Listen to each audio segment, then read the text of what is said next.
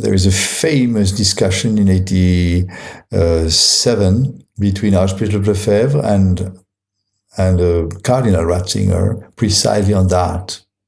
And Cardinal Ratzinger would say it was wrong. And Archbishop Lefebvre would say, but Your Eminence, you cannot oppose 1,500 years of the Church. It's not a teaching, it's also a practice. The relation between church and state, the Catholic state, is really a praxis. And during so long. And so the Archbishop said, you cannot say that it's wrong. And Cardinal Ratzinger stops, thinks, and repeats, it was wrong.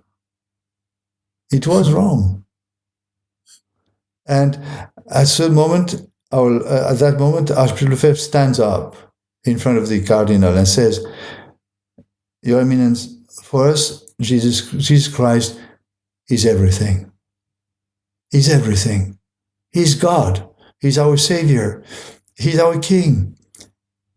We will never be able to work together.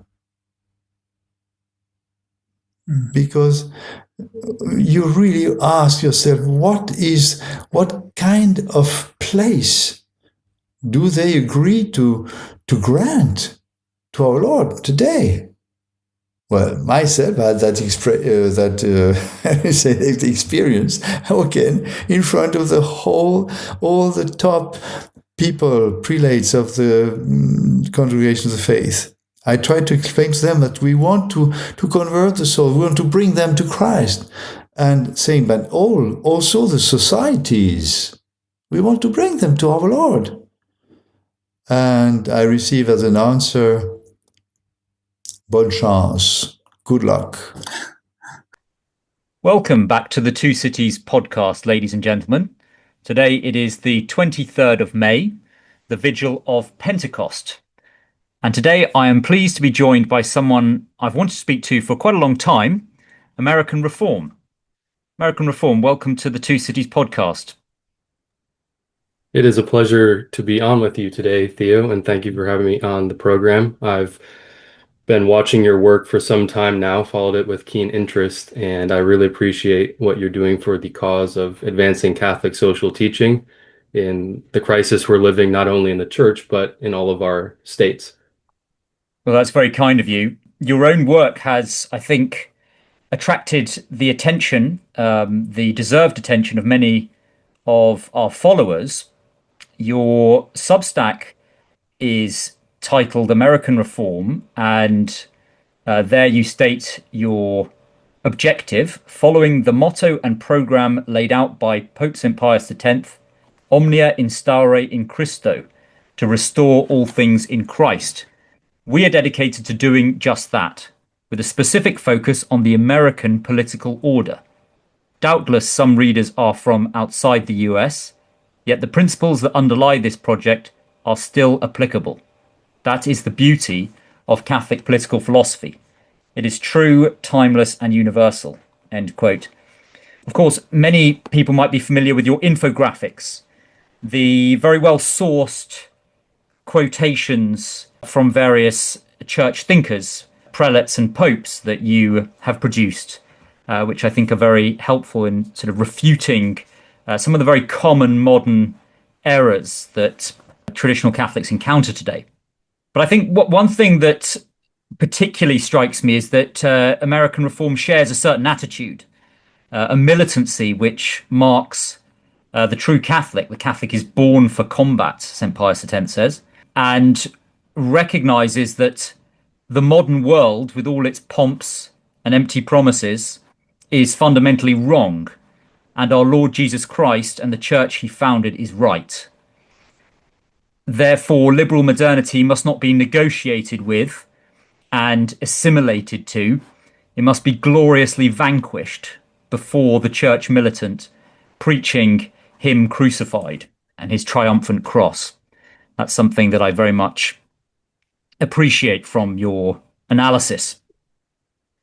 Yes, and by the grace of God, I do try to have that overall attitude. And of course, you've read Father Felix Isarda y Silvani's work, Liberalism is a Sin, which interestingly has been sanitized to some extent, at least in the English rendition. And so that's something that I'm looking in, because he actually, in that work, he talked about the political program that would accompany the combating of liberalism in the doctrinal order. And for whatever reason, and it might not be malice or anything, but those chapters were omitted in the English rendition of that work.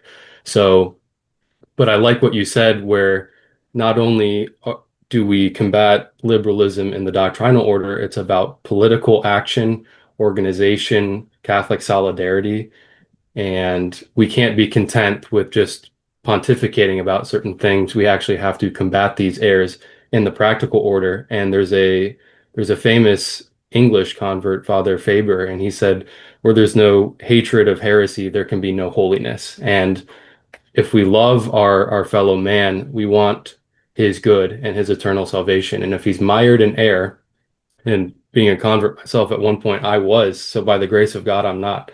And being in the church. So I want to share that with others. And the way we go about it is an uncompromising stand against all of these modern errors, but having tolerance for individuals. And so that's a key distinction, is that we want that dogmatic intolerance, we want that doctrinal intolerance, but for erring individuals, we do need to practice tolerance. But there's a false tolerance that's being practiced today, where that's seen as the highest duty of charity, and that's something that Pope St. Pius X denounced, and that we have to avoid that error as well. So for my project, we're talking about a lot of things at the Journal of American Reform. That's where my written work and research is published, and they can be very uncomfortable, but they're no less true. And the more dire the straits our country is in, I think it's all the more incumbent upon us to preach these things boldly. Amen. Father Felix Salvini, you mentioned, was a Carlist, and I'm familiar with his work. I've read his work. I'm not sure if that was this edited version or not, but certainly the political action he proposes in the Spanish context is Carlism, is the quadrilemma of Dios, Patria, Rey, Fueros. Of course, that traditionalist thought has various concretizations in different nations. Let's turn to an article that you published in February entitled "The Godless Constitution, America's Original Sin." And the subtitle states, "This is the opening salvo from the Journal of American Reform to re-examine the sources of America's present moral, religious, and political rot, namely the founding principles and the United States Constitution," end quote. So in my experience, and I think English Catholics do have a sort of unique relationship to American Catholics in a way, as cousins, as it were, that is different to perhaps Catholics from other European nations, although, of course, there's a close relationship there, in that we unfortunately bequeath to you these principles of the English Enlightenment on which America is erected. But in my experience, for English Catholics, and let's say British Catholics more generally, there is a stage of deepening of their faith in which they must confront the errors of 1688, the so-called Glorious Revolution, and really look at the principles of what gets termed parliamentary sovereignty, but the modern mutation of the English Constitution and its apostasy from the Catholic Church, and then the permeation of the errors of popular sovereignty and religious indifferentism and so on, even though it remains formally Anglican. And the occasion, for example, of the death of the late Queen Elizabeth II, I think, was a moment in which British Catholics had to confront this and really think about the serious deficiencies of the British monarchy. For American Catholics, I think there's something very similar. And in fact, it's even more acute because, sadly, America was never formally Catholic in the way that England was.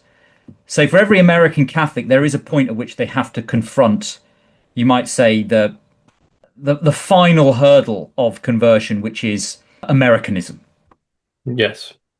And it's great to see you do that and to share your analysis and the church's teaching with your fellow American Catholics. So let's begin by defining our terms here. What is Americanism? Americanism, as I see it, and you alluded to it as well, is really the institutionalization of the errors, primarily philosophical errors that were generated by the Protestant Revolution, but also the English liberalism that came over from the continent. And so all of that blossomed in America, where this doctrine, that's really a body of doctrines. It's this Protestant principle of personal inspiration that is placed at the service of this total liberalism.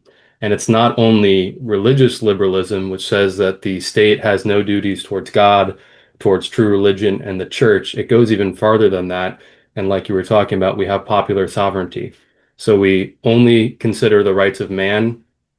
And if the rights of God are ever mentioned, which from what I have read from the American tradition, the rights of God have never been mentioned. And that's kind of been a shame on our country's history. And even many Catholics who otherwise are good-willed and intelligent, they've always been wanting to compromise. And so they only speak about the rights of man to the exclusion of the rights of God, and not recognizing that the latter have absolute primacy and that they need to be recognized in public. So you have that religious Protestantism, that religious liberalism. You have the political liberalism, which is the popular sovereignty. In the American philosophical view, the rulers are not ministers of God. Rather, they're there at the service of the people, which is wrong and condemned. But that is enshrined in the very spirit of America, in our public law and philosophy. And then the third rung of that liberalism is the economic liberalism. So that's where the economy is considered independent of the moral law. The individual good is superior to the common good, and economic life is purely about competition and profit, and these exaggerated notions of both. And so, unfortunately, and again, I'm American, so it's all unfortunate this is the case in our country, but all of these things were enshrined with our revolution and in our founding documents, and culminated in this indifferentist, liberal, Masonic republic that was truly revolutionary, because even Protestant countries, after their revolution, they still maintained a union of church and state. They understood the importance of religion publicly in their law and a certain recognition there, abstracting from the falsity of Protestantism, obviously. But in principle, that relationship was there. And our project departed totally from that. And we introduced religious liberty and state indifferentism. And it's distinct, and this is something I wanted to get into this with you about, is that it's distinct from the French Revolution, but it differs only in degree and not kind. So that's how I see the Americanist paradigm. And the problem is that in our country, and this is before Vatican II, the crisis was already brewing at the turn of the 20th century with many of the Irish prelates. And they wanted to basically take church doctrine on church and state, on economics, on the religious life, a number of other things that were covered.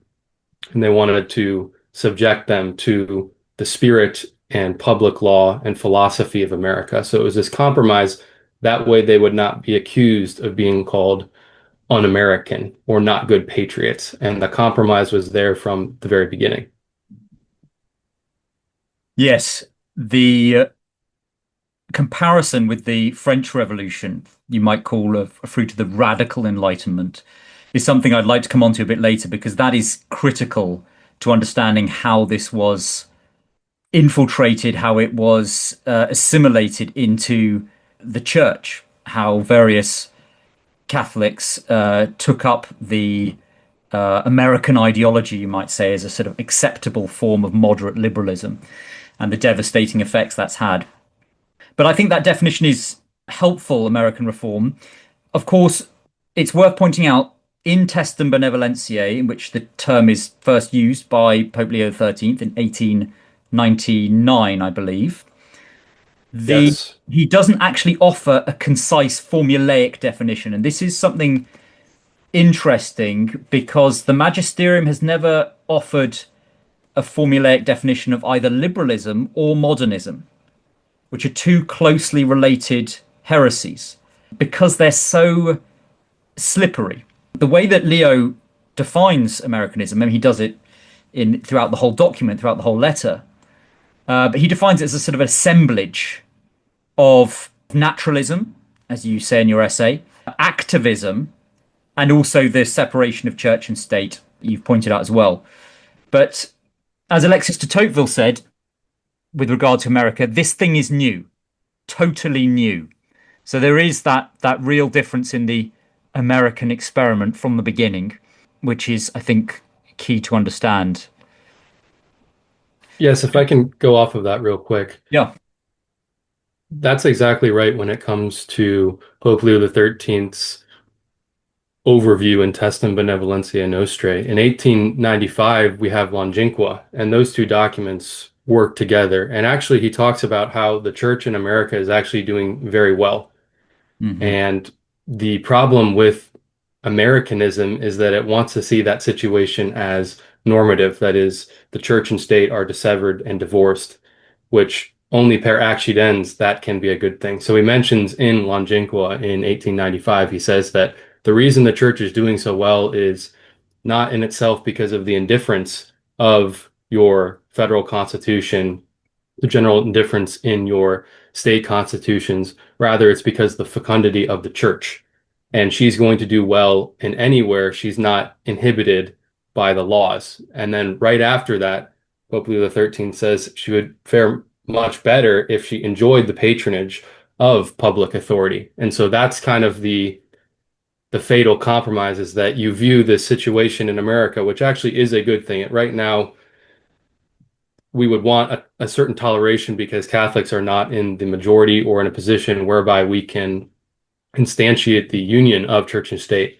Obviously, that is the ideal. It's something we must strive for. But right now, you can have a legitimate kind of tolerance, but that was never the case in our country. They never recognized that in itself, it's actually evil that the state would have no religion, would have no regard for the church, or Lord Jesus Christ and his social rights.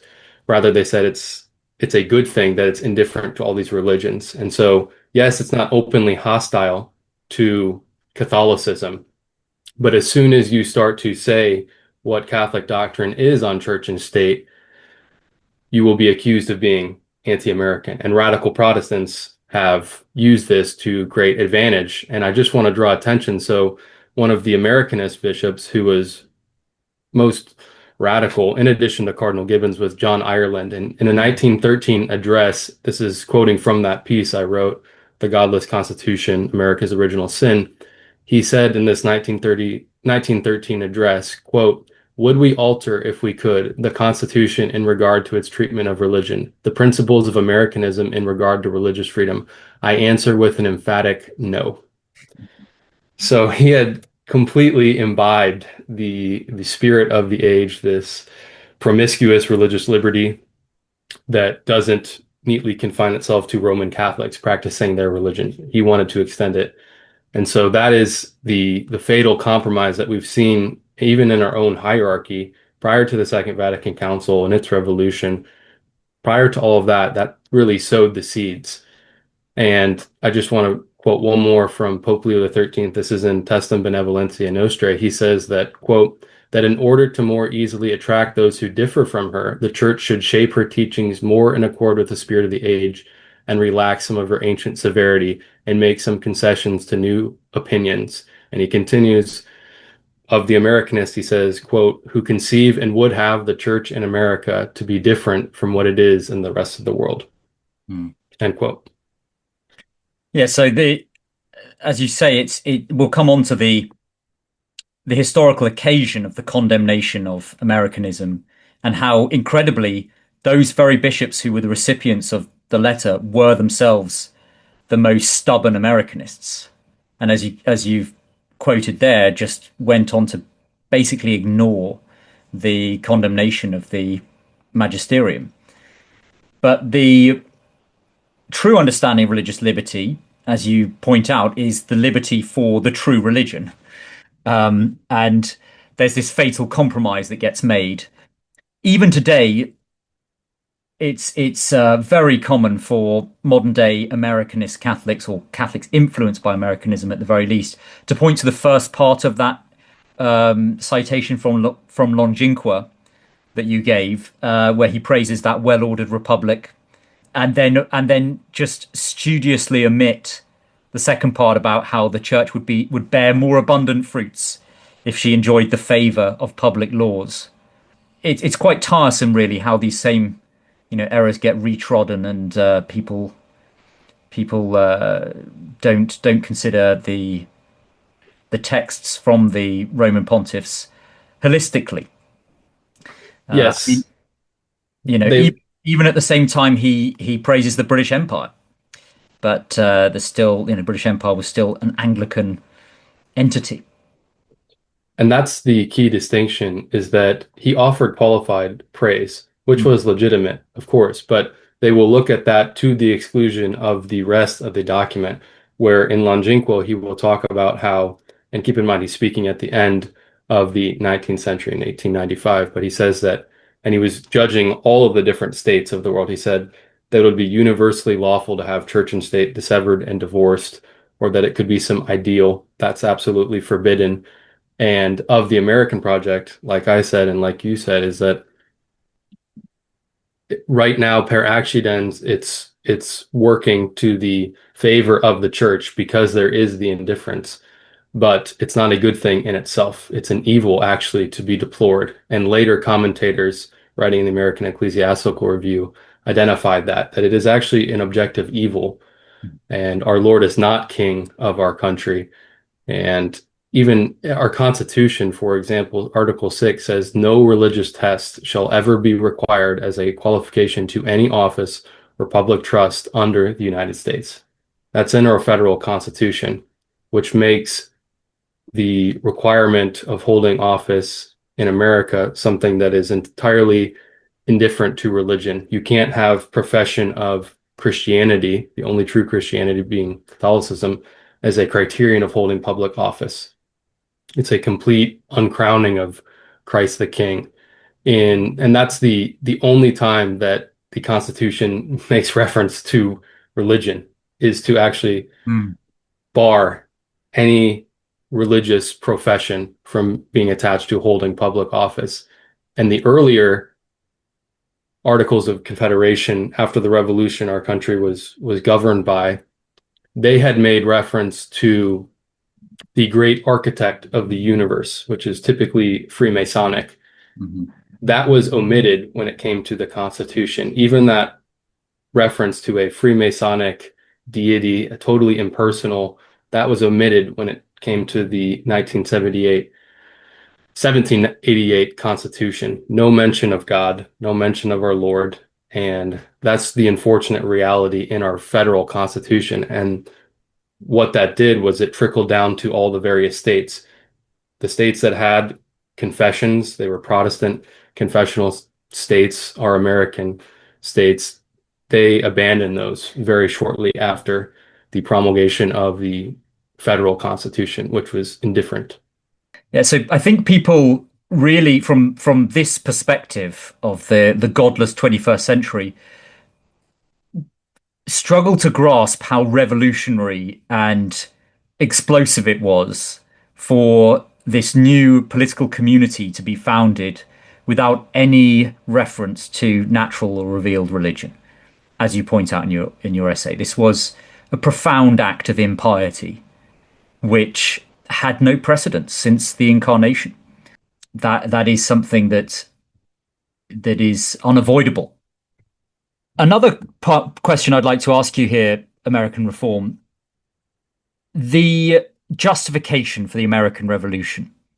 This is something that Americanist Catholics obviously make a distinct priority, to claim that the British rule under George III constituted a tyranny, that it was a form of just rebellion.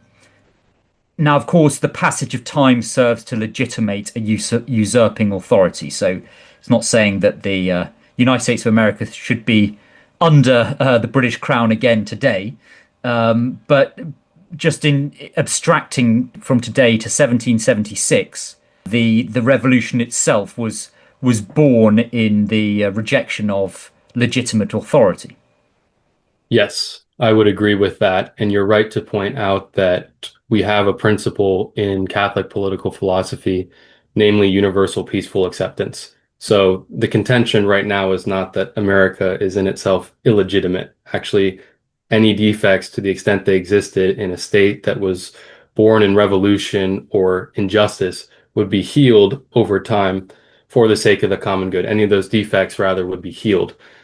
So that is not in contention. But you're right to say that the open Americanists, or even those, this is a bigger problem in my view, those that have a sympathy for them and that school of thought, because they're fence sitters. They don't know if they want to be integrally Catholic or if they want to join these very heterodox people that champion the Americanism and principles. So those people, who I don't dispute are of goodwill, but I think objectively speaking, they're actually much more dangerous because they want to compromise between those two positions. And from what I can tell, the American Revolution was not just. It was a rebellion against legitimate authority. This is something that we are examining in the pages of our journal. I've published one essay thus far that briefly made allusion to it, and the author of that concluded that they were, in essence, administrative offenses on the part of the British government, which would not amount to any justification for rebellion. The authors on this point are also quite clear when it comes to the principles. The only, and Pope Leo XIII teaches this in his encyclical on the origin of civil authority Dia Eternam. He says the only way in which it is lawful for men to refuse obedience to legitimate authority, the state, is when a law is passed that is, quote, manifestly opposed to natural or divine law. So just speaking colloquially, that's a very high bar. And from what I can tell, nothing was done by the British government. We were subjects of King George. Nothing was done that was contrary to natural law. So that's one contention. And then the other one is that even supposing, for the sake of argument, that there actually was tyranny by oppression, there's another distinction that philosophers will make between a tyrant of usurpation and one of oppression. In our case, it would have been the latter, oppression, assuming, for the sake of argument, that King George III was a tyrant. But even if it's proven that he is a tyrant by oppression, the tyranny has to be intolerable, and you have to exhaust other modes of recourse too. You make an appeal to the Pope, you make an appeal to the tyrant himself, and not on merely private authority, but on a public authority. And for example, Grenier, he has a good work of moral philosophy. He lays out the conditions whereby you judge whether it is intolerable tyranny or tolerable tyranny. And St. Thomas made the same distinction with that. So even if you were to concede it for the sake of argument, I also don't think it reached an intolerable tyranny. The problem is that these Americanists and those sympathetic to their school, they're not judging with Catholic principles. They're judging with liberal principles, modern principles, and so much of it is this prejudice against the unjust prejudice against the British government. And so what I have coming out, funnily enough, on the 4th of July this coming year, so in about a month or so, in our country, which we celebrate revolution. That's how perverse it is. Mm-hmm. But we celebrate our independence from England. I have America After 250 Years, the true history of the American Revolution. So we're going to be exploring that and the facts on the ground, whether or not it was justified. But from what I can tell, it was not. It was a illegitimate rebellion. And I'll make one more note on this. Interestingly, you had Charles Carroll, very famous Catholic living in Maryland, very liberal, had many heterodox views. And Benjamin Franklin, who was a Freemason, a radical liberal, he wanted Carroll and a number of others to go to Quebec, so French Canada, who were also subject to the crown, and he wanted to encourage them to join the side of the revolutionaries, the so-called patriots, which again is a sanitized term. That's the problem that we have in America. All these terms are used, founding fathers. Well, in one sense, yes, but they're also revolutionaries, radical, not radical, they're liberal, they're not radical liberals, they're more moderate liberals, much more dangerous. Some of them are more radical than others, but we have all these sanitized terms in our lexicon, and Americans, good American Catholics, are using them, founding fathers, or that kind of thing, American independence, even these kinds of things. They seem trivial, but they're really not what they conceal, this grand conspiracy. So anyway, going back to Carroll, with Benjamin Franklin, they send this delegation up to Quebec, and they're met there by a bishop, Bishop Briand, and they meet with him, and he says, in no way can we join this. I'm paraphrasing here, but this is the substance of it, and I'm going to cover this in our journal. But he says, in no way can we join this revolution. He quotes St. Paul in Romans 13. He talks about how rebellion is illegitimate, and then he forbids anyone in his diocese from communicating with them under pain of being refused the sacraments. And so they were forbidden. That is the Catholic response to the American Revolution. Bishop Briand gave that, the true Catholic response. But unfortunately, that was not the case for the Catholics that were living at that time, mostly in Maryland. They did not have that integral view of things, and they went along and legitimized in many ways that the American Revolution. Well, your taxes certainly haven't gone down. So. Exactly. And so that's where, I mean, people will countenance a 25% effective tax rate, and they won't say that's cause for revolution today.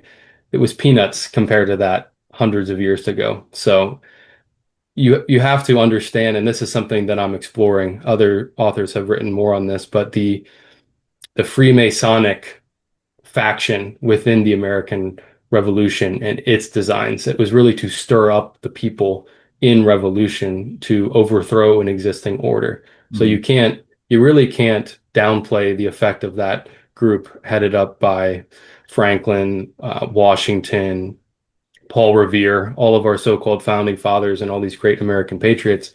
They were, objectively speaking, trying to overthrow what remained of Christian civilization. Terrible, terrible thing. And their father. It was a Masonic killing of the king to overthrow the father of the realm. That revolutionary mentality then has unfortunately remained. That fire in the minds of men has infused the American soul, really, in many ways ever since. I'm sure you're familiar with Bishop Williamson pointing out that Abigail Adams wrote to John Adams before the Constitutional Convention in 1776, and she wrote, quote, "They have time and warning given them to see the evil and shun it. I long to hear that you have declared an independency. And by the way, in the new code of laws, which I suppose it will be necessary for you to make, I desire you would remember the ladies and be more generous and favourable to them than your ancestors. Do not put such unlimited power into the hands of the husbands. Remember all men would be tyrants if they could." Classic Protestant depraved. Yes. If particular care and attention is not paid to the ladies, we are determined to foment a rebellion and will not hold ourselves bound by any laws in which we have no voice or representation. That your sex are naturally tyrannical is a truth so thoroughly established as to admit of no dispute, but such as of you as wish to be happy willingly give up the harsh title of master for the more tender and endearing one of friend. Why then not put it out of the power of the vicious and the lawless to use us with cruelty and indignity with impunity. Men of sense in all ages abhor those customs which treat us only as the vassals of your sex, end quote. The role of America in disseminating the poison of feminism throughout the whole world is born here. It's born in that revolutionary mentality. America becoming the first country to abolish coverture, for example. So that's something I think that Catholics really need to grapple with as well.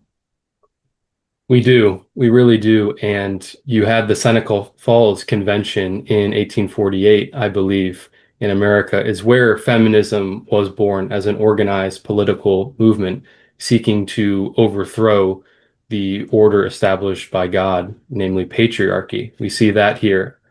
Another radical departure from the Christian conception of the state and civilization is that before the French emancipated the Jews, it was actually in America that they had civil equality and freedom, something completely unheard of for about a millennia at that point. The Jews had always lived segregated, oftentimes in ghettos, always protected, but always barred from holding positions of influence in society.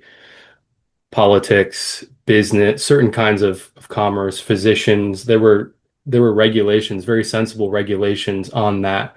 And also there was a understanding that promiscuous intercourse between the two, especially for and Pope Benedict XIV talked about this in Aqua Primum. He said that for the simple and unlearned, if they are friendly with Jews, they will inexorably be brought over into their errors, or their Catholic faith will be compromised. So in our country, we established this indifferent government at the federal level, and George Washington, who was a Freemason, assures the Hebrew congregation of Rhode Island in 1790 that gone is the practice of toleration, religious toleration that they had in Europe. What we have is this shining ideal of religious freedom. And he assured them that there would be no bigotry, no prejudice. And these are just code words for saying that no, Jews are going to be segregated and put aside, protected, of course, but also the society is going to be protected from their harmful influence and the designs of the synagogue. So he reassured them that they would have full freedom, just like anyone else in America. That was another departure from the Christian conception of civilization, in addition to the feminism, again, unfortunately, that you mentioned. Yeah, a major break. And it's ironic and incoherent that figures like Timothy Gordon would inveigh rightly against feminism and Jewish power, and yet embrace the principles, the Americanist principles we're discussing here, that gave rise to those pathologies. In fact, I'm sure you're aware of this. Hamilton published a number of pamphlets on the Quebec Act, one of the so-called intolerable acts, in 1775. And in that, he writes, quote, "Should it ever comport with the designs of an ambitious and wicked minister, we may see an inquisition erected in Canada, and priestly tyranny may hereafter find as propitious a soil in America as it ever has in Spain or Portugal. I shall now offer a few remarks on the act entitled An Act for Making More Effectual Provision for the Government of the Province of Quebec in North America, whereby I trust it will clearly appear that arbitrary power and its great engine, the popish religion, are to all intents and purposes established in that province." End quote.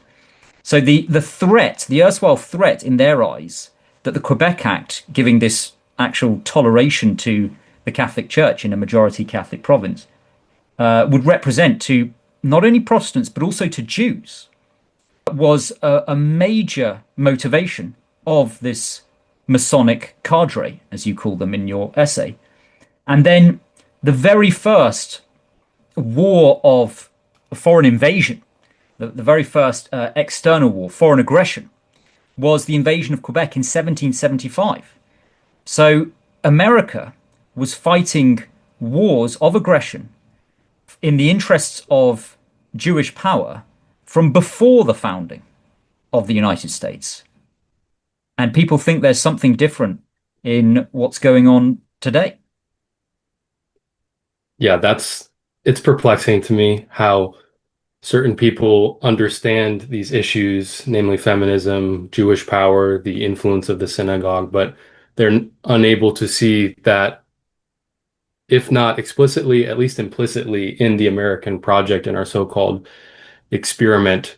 The other thing I want to mention is the Declaration of Independence. So this is what I see as the seed of many of our problems today. It introduces this essentially false and subversive principle by saying that governments receive their legitimate powers from the people and their consent, which is contrary to right reason, of course. It's contrary to St. Paul in Romans 13 and the teaching of the Catholic Church. And so what is done there is attributing to civil authority a purely human origin, when really it is by divine authority and the natural law that authority goes to the state. And so, and this was actually clarified in Article 6, Section 4.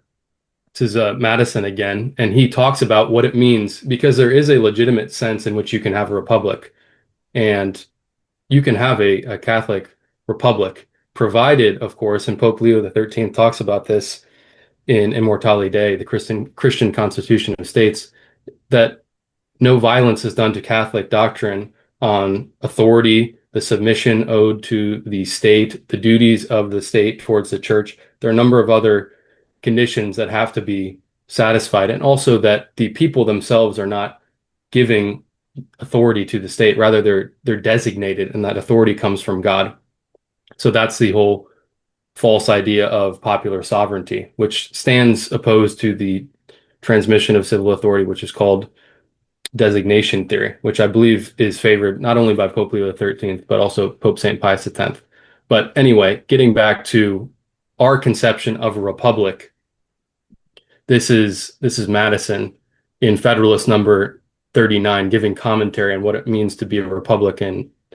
He says, quote, "We may define a republic to be, or at least may bestow that name on, a government which derives all its powers directly or indirectly from the great body of the people, and is administered by persons holding their offices during pleasure, for a limited period, or during good behavior.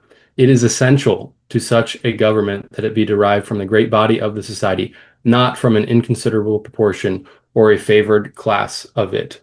End quote. That is entirely false, and that stands at odds with Catholic philosophy on true republican forms of government. Right. That can't be squared. So that's the other thing too, is that these words are equivocal. So you have some people in the Americanizing school will they say, well, as a Roman Catholic, you know that a government having a republican form is not wrong in itself. And it actually might be a better form, given the character of the people in certain circumstances. It actually might be a better form in the concrete than, say, even monarchy. They're right about that. But the word is, they're using it equivocally. What they signify by republic is not the Catholic conception of a republic. It's this liberal revolutionary conception of a republic, and that's what they use to smuggle in all of the principles of the revolution. Yes, that's critical, that the error of seeing democracy or republic, as you say, as the foundation of government rather than a permissible form of government. The error of popular sovereignty is right at the heart of it. And of course, as you say, that immanentist conception in which there's nothing above the state necessarily divinizes the state, since it occupies the place of God. Nothing transcends it, converts its power into an absolute. If we might just look at the original matrix of American political culture, a friend of this channel, Will Tucker, on his Analogia Entis channel, has been presenting a series on American origins. The Secret Destiny of America is the name of the series, in which he examines the Protestant, occult, Judeo-Masonic strains of thinking which formed this original matrix. That Puritanism, Calvinism gave America a messianism that's now secularized, but is still right at the heart of that American ideology. So the messianic religious element has had all sorts of expressions. One of them is manifest destiny, for example. I mean, just that term, manifest destiny, it's presented in a way that doesn't require argumentation or demonstration. It's just something that's manifestly imposed and therefore has to be accepted. And Tucker does a very thorough job of tracing the intellectual genealogy of this messianism ultimately to Jewish thought. Yes, that's something that I've been following, and I really enjoy a lot of Will's work. He's doing excellent work when it comes to that subject. Just going back to an earlier point, I want to clarify it was actually Libertas and not Immortality Dei that Pope Leo XIII talked about the legitimate form of Republican government. And what he said is that, again, quote, "It is not of itself wrong to prefer a democratic form of government, if only the Catholic doctrine be maintained as to the origin and exercise of power. Of the various forms of government, the Church does not reject any that are fitted to procure the welfare of the subject." So that's a very important point to make. Now, John Adams recognized that. He recognized that the Catholic conception of the Republic or a democratic form of government was opposed to the American conception of the same. In a letter to Thomas Jefferson on February 3rd, 1821, he says, quote, I have long been decided in opinion that a free government and the Roman Catholic religion can never exist together in any nation or country," which is exactly true, the way he conceives of free government and a republic. Mm-hmm. And that's where it's actually a methodological error when it comes to the Americanist school and also those that sympathize with them, where they do not interpret the founding documents in line with the intention of the authors, mm-hmm. either considered just as a man or as a moral body. So they read things into them when the authors themselves are actually very plain about rejecting any form of true Republican government or any true form of the sovereignty of the state. And like you said, too, with manifest destiny, the American exceptionalism, that's another thing, too, mm-hmm. that has really been borne out. And you've seen this, unfortunately, with our so-called first Catholic president, John F. Kennedy, where he said that in no way would he be subject to the Pope and his authority because he lived in America, of course. And that's what he appealed to. So it is actually this exaggerated false notion of nationalism in one way, too, is that everything is about not only the nation, which is distinct from the state, but like you were saying, too, is that the state is subject to nothing. And it derives its authority from the people and not God. Yeah, so it's quite a common error, I think, with regard to other bodies of documents that people interpret them according to Catholic categories rather than the categories and intention of the authors of those documents. But that's a subject for another discussion. St. Thomas Aquinas, this is a slight side note, but it's related. St. Thomas Aquinas talks about the three forms of government and their various advantages and disadvantages. And as you've suggested already, American reform, it is dependent on the conditions, the traditions, the customs, the geography of particular peoples, what form of regime might be fitted to them. And of course, there can be hybrid forms as well, mixed regimes, such as obtained in medieval England. And in a certain sense, the American Constitution is a mixed regime. And therefore, monarchy has its disadvantages. But it strikes me that one of the really important advantages of monarchy is that of illustration of this truth of the divine origin of authority, which obviously stands in contrast to this era of popular sovereignty. Whereas that's harder in democracy.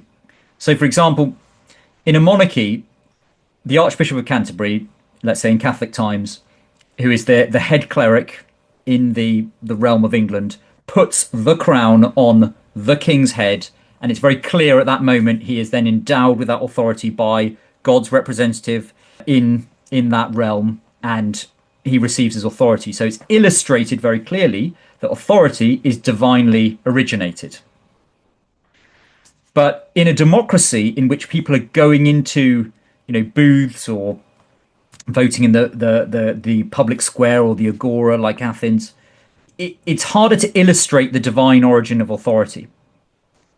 So I don't know quite how that could be resolved. I'm thinking of somewhere like Switzerland, for example, the cantons of Switzerland, which have much sort of purer forms of democracy than exist elsewhere. Perhaps you could have something like priests blessing people before they go into vote on particular referenda or in particular elections, just to illustrate to the populace that they are only getting this authority from God, that it's not coming from themselves. That is an extremely important point. And in addition to that, I would add that the monarchical form of government itself is in principle ordered towards unity, whereas the other forms of government only achieve unity per accidens. And so that's where even the mixed regime, there is a legitimate mixed regime. I would argue and contend that the American conception of the mixed regime is actually at odds with that, because in a true mixed regime, the king can rule. He doesn't merely govern. And in our conception, and this is really what is called constitutional or representative government today, the judiciary can interpret laws against the mind of the legislature. And the legislature is not the president or the king himself. Rather, it is an independent organ, this legislative body that is elected from the people. And so there's no very clear supreme authority in that conception of the government. Each organ is independent. They're divided, deliberately pitted against one another. And so they're actually engineered for disunity, ensuring that unity is only achieved by way of accident. That's actually the air of Montesquieu, which he got from John Locke on the separation of powers. And that is something that we have also exported to the world, I think. And we have made that a legitimate system, when in reality, it's actually an evil. Only if you had a bad ruler or a bad king would you want some other organ tempering his power. And of course, even in the absolute conceptions of government, they were always subordinated to the natural and divine law. So there also is a legitimate kind of absolute government. But abstracting from that, when you have even a tempered monarch, you want to make sure that if he's good, he's going to be able to exercise his authority without any infringement by other organs in the state. And so the division of powers is in itself a social evil, and it actually does not become good unless it is necessary to prevent greater evils. And you see this in the family too. The father holds the authority in the family, the supreme authority in the family. It would be very bad if the mother also was equal to him in some respects. That would actually introduce division and would cut against unity, that's what's essential about a society, is the unity and the achievement of the common good.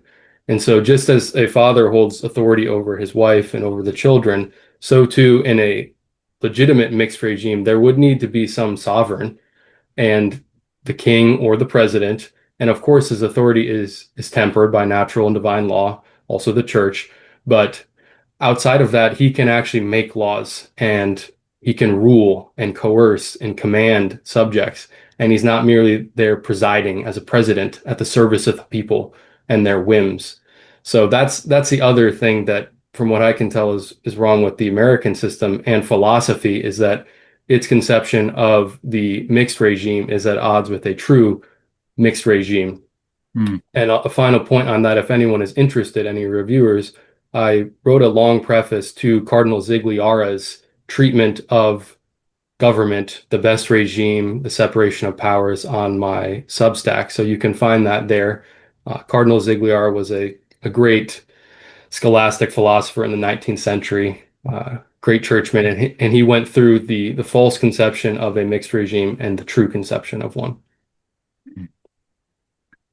Yes, I mean that there's so much to be discussed there that that would have to be the subject of another broadcast. But so-called absolutism, which of course was much less absolute than modern day pseudo-democracies, but so-called absolutism, regalism was a decadence, was a dissolution, a gradual dissolution of the intermediary institutions which make up true Catholic political communities. For example, the denaturing of French nobility in Ancien Regime France into just merely courtiers serving the absolute monarchs. So there were serious problems there, and the king would not have the right, for example, to interfere in the authorities of those natural authorities within the political community. For example, to usurp or take away a father's children from him. That's a natural right, as you point out. It's delineated by those natural rights. But the church, as you say, has always condemned separation of powers and affirmed distinction of powers, two different things. For example, the church and state, when they're united, are still distinct. You have the temporal and spiritual swords. We don't have theocracies, but they're not separated, as secularism upholds. I'm not sure if you're aware, American Reform, of one of the last acts of John Paul II, of his pontificate. On February 11th, 2005, he addressed a letter to the French bishops on the centennial of the 1905 French law on the separation of church and state, which of course was condemned by St. Pius X in Vehementa Nos. And in this letter, John Paul II begins by affirming, to the contrary of Pius X, that, quote, the principle of laicism, brackets secularism, to which your country is so closely linked, belongs, if it is well understood, to the social doctrine of the church, end quote.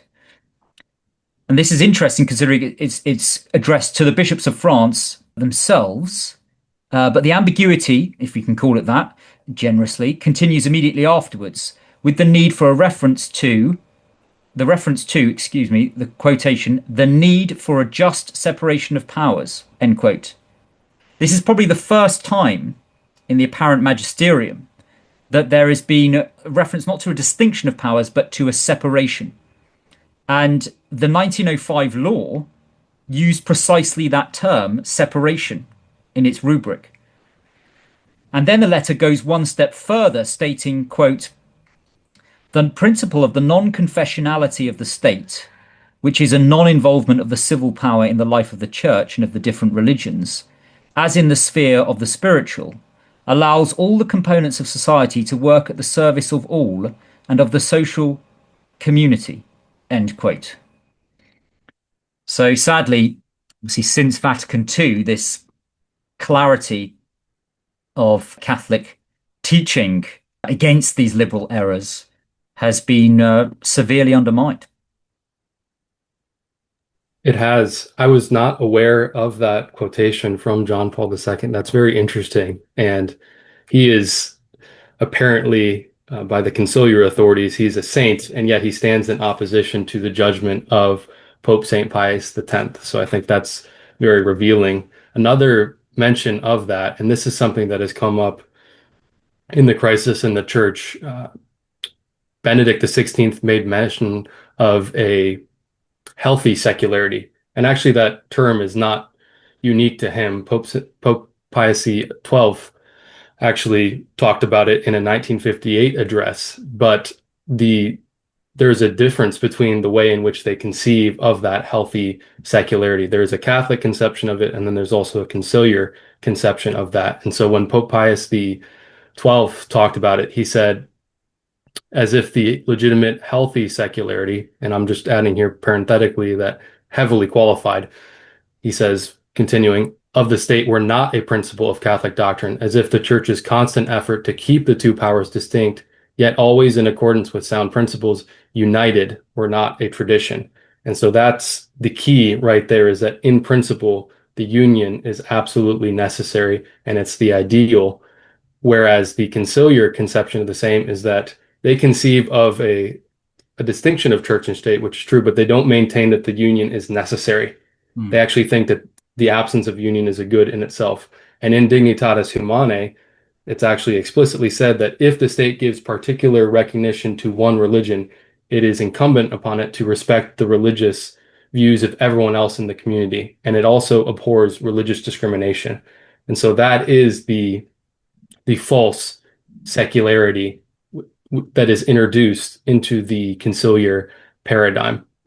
So that was an interest. I'm going to have to look up that quote. You'll probably send it to me afterward, but I have not heard of that. And that is, in my view, damning that he's making the complete opposite judgment of St. Pius X. Well, I think it exposes one of the major fallacies of those that uphold the hermeneutic of continuity, in that they point to the teaching, the solemn teaching of the Second Vatican Council and the post-conciliar popes as being in accord with the previous social magisterium through a variety of, in my view, sophisms and contortions and so on, which you've discussed on in your journal. But I think this secondary teaching of post-conciliar popes' letters, forwards to books, radio addresses. You've published John Paul II's address to the European Parliament in Strasbourg, in which they very clearly lay out what the intention is of those hierarchs who are the promulgators of this primary church teaching. And this is something that is very clear, and you've alluded to it already, but in a court of law, when there's ambiguity about the meaning of particular documents, the court will examine and look to the intention of the authors and the application of those texts, which, with regard to this question of the relationship between the church and the state, clearly shows a vast rupture, a breach in the church's doctrine. And as I say, it's ratified by all of these secondary pieces of teaching that these post-conciliar popes have given. That is the fundamental methodological error of those who seek to maintain continuity between pre-Vatican II and post-Vatican II. And I'm in total agreement that perhaps they're motivated by goodwill, but it's sophistry, and they do violence to right reason when they attempt to understand legislation at variance with the mind of the legislator. For example, if you want to understand Dignitatis Humanae, you need to look at Paul VI, who solemnly promulgated it, look at his actions in the practical order. You have to look at his private addresses. And what he does is he witnesses to the authentic interpretation of that document, which is manifestly heterodox.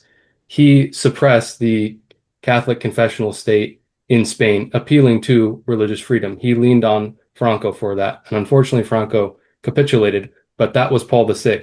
You look at John Paul II, again, there is a perfect continuity between these two. There is convergence. It's habitual. John Paul II, in his official acts and also in all of his private acts, is witnessing to a heterodox notion of religious freedom.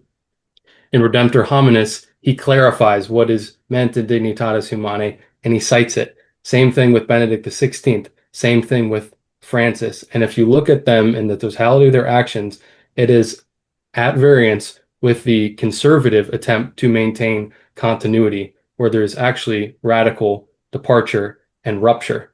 And so that's where it's not compelling in the slightest that someone can appeal to, say, we'll just say certain conciliar theologians, they'll attempt to appeal to them. For example, Father Bernard Lucian, his view of Dignitatis Humanae, when you can quote John Paul II against him. And that is apparently his living rule of faith, a sainted pope, and these are his official acts and addresses, or you can quote Francis in Fratelli Tutti against Father Lucian and any of these other kinds that want to attempt to maintain this continuity. And it's torturous, and it's also at variance with the first and clear sense of the documents too. And also looking at the new theologians and new philosophy that was behind Dignitatis Humanae. So just on a side note on that, it's really a methodological error. And as soon as you see that, you go, oh, okay, this doesn't work. Yes, I appreciate on your journal that you provide a lot of the references for that application of the conciliar teaching, which substantiates everything that you're saying there. So to go back to the condemnation of Americanism by Pope Leo XIII, Testem Benevolentiae Nostra, there's a strange paradox here I've found because, and this is sort of characteristic of the Leonine pontificate in that, in principle and in doctrine he was very sound, but then in application there were some problem areas. So, for example, the recipient of Testem Benevolentiae was Cardinal James Gibbons, who was one of the main Americanists at the time. There seems to be a sort of lack of follow through, let's say, with regard to combating the problem of Americanism, the heresy of Americanism. But the occasion of which this had all arisen was the Spanish-American War. And this is interesting to look at how heterodox this current was. So the Americanist bishops of the 19th century were evangelically zealous in promoting Americanism as the means not only for the church in America, but to solve the world's problems by enlightening the rest of the world about the glories of American indifferentism, democracy, majoritarianism. And one flagrant Americanist was Bishop Dennis O'Connell, another Irish American, the first rector of the North American College in Rome, who wrote to his fellow Americanist, Archbishop John Ireland, who you've mentioned, Archbishop of St. Paul, Minnesota, with breathless wonderment about the defeat of Spain in the needless, immoral, and unjust Spanish-American War that introduced Protestantism and more Freemasonry to Cuba, Puerto Rico, and the Philippines. This is from Thomas McAvoy's book, The Americanist Heresy in Roman Catholicism, 1895 to 1900, in which he says this letter is a very important contribution to a definition of Americanism as conceived by the Americanists. Anyway, he says, this is Bishop O'Connell, the rector, writing, "I congratulate you and thank God for you. And now only one word more. All doubts and hesitations to the wind, and on with the banner of Americanism, which is the banner of God and humanity. Now realize all the dreams you have dreamed, and force upon the Curia by the great triumph of Americanism that recognition of English-speaking people that you know is needed. For me, this is not simply a question of Cuba. If it were no question or a poor question. Then let the greasers eat one another up and save the lives of our dear boys. But for me, it is a question of much more moment. It is the question of two civilizations. It is a question of all that is old and vile, mean and rotten, cruel and false in Europe, against all that is free and noble, open and true and humane in America. When Spain is swept off the seas, much of the meanness and narrowness of old Europe goes with it to be replaced by the freedom and openness of America. This is God's way of developing the world." You see, there's that messianism in Americanism. Yes. "And all continental Europe feels the war is against itself, and that is why they are all against us.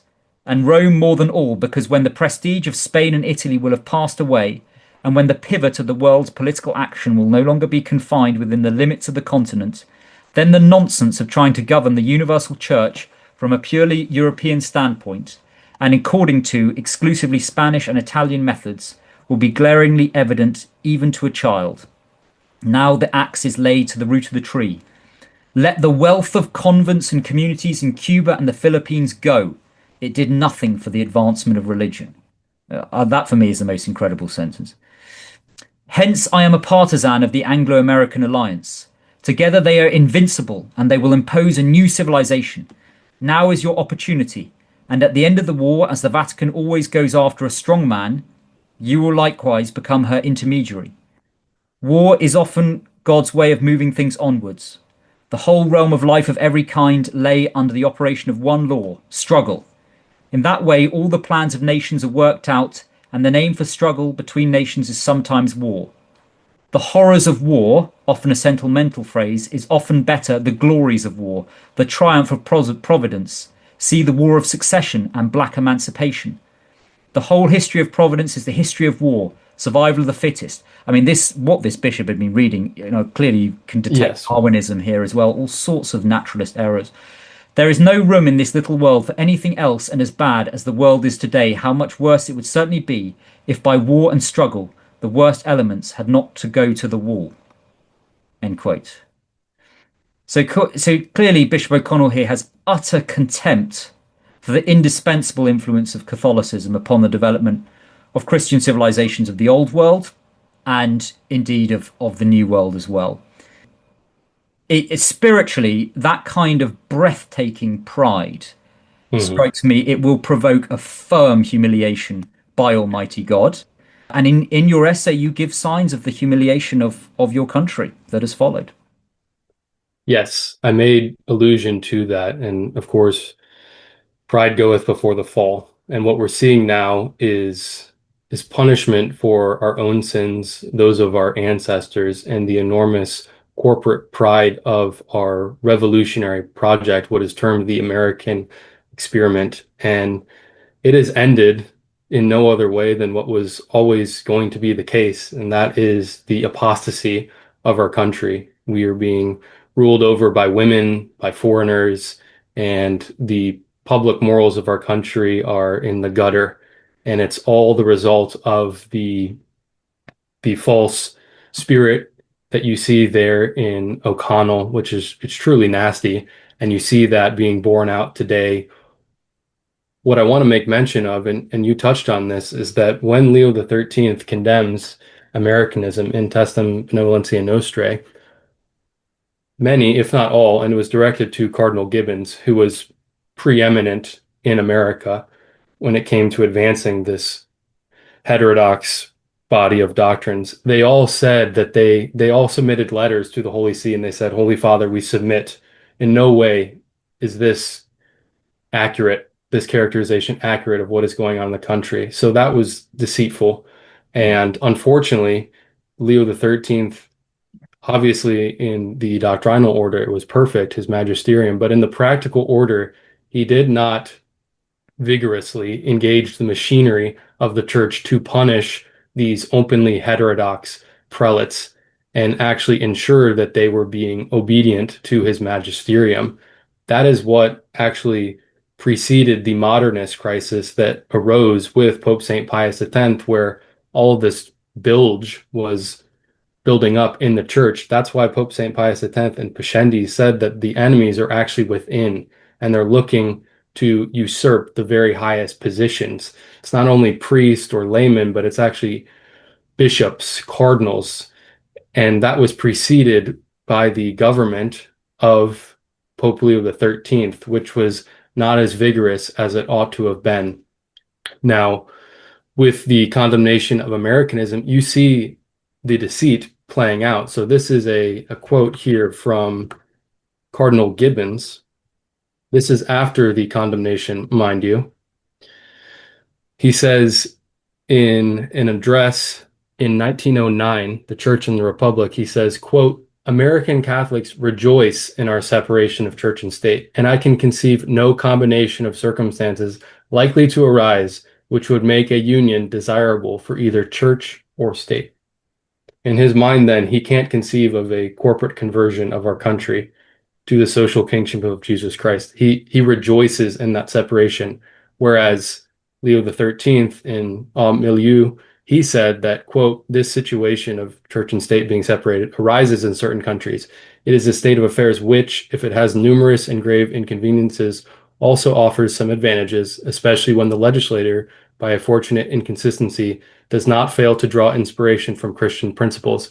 And these advantages, although they cannot justify the false principle of separation, nor authorize one to defend it, nevertheless render worthy of toleration a state of affairs, which, practically speaking, is not the worst of all. So think about how at odds his attitude and his public witness is with the magisterium of Leo XIII, and especially in Testem Benevolentiae Nostrae. He continues into the early 20th century. Same thing with a number of other prelates, is that, and they claim, you can read this in books that you've made allusion to, they call it a phantom heresy. It actually didn't exist in our country, even though it did, and it's all documented. So that's another problem is that it is more nebulous than other heresies. Their tendencies, it's a whole body of doctrines. Mhm. It's a way of thinking, and it's not as explicit as other heresies, you might say. Well said. Same goes for modernism, of course, and liberalism. And just looking at the whole history of the church, there have been many occasions. I'm thinking of Jansenism, for example. I think Arianism the same, where the church, the Pope condemned certain heresies, and the heretics would go, "Oh, yes, we condemn those too. We affirm your condemnation, but that's just not us." Yeah. And that's been a recurrent issue, and it's often taken decades and decades, sometimes centuries, to purge those errors. But I think it's interesting, as we proceed forward here in the chronology, to think about how you can have non-American Americanists, and this is the sort of universalization of Americanism that has particularly followed Vatican II. So I'm thinking as one of the most important figures of these kind of non-American Americanists, who was Joseph Ratzinger. Cardinal Joseph Ratzinger, in 2003, in his book Faith, Truth, Tolerance, writes, quote, "A liberal society, quote, can remain free and open to a further path. The idea of the rights of man is in this sense, and above all, a revolutionary idea. It stands against the absolutism of the state, against the arbitrariness of positive legislation. This thesis is ultimately dependent on Locke and prisoner of the opposition to the modern state." He develops this notion that the US is an ideal for the relationship between the church and state in the modern world. So in a statements to Vatican Radio in 2004, he said, quote, "I think that from many points of view, the American model is better. While Europe remains based on Caesaro-papism, people who did not want to belong to a state church went to America and deliberately created a state that does not impose a church, and is not seen as religiously neutral, but as a space in which religions can move and enjoy organizational liberty without simply being relegated to the private sphere. In this sense, we can certainly learn from the United States and the process by which the state gives space to religion, which is not imposed, but thanks to which it lives, exists, and has a public creative force, which is certainly a positive path." End quote. And this he carried forward into his pontificate.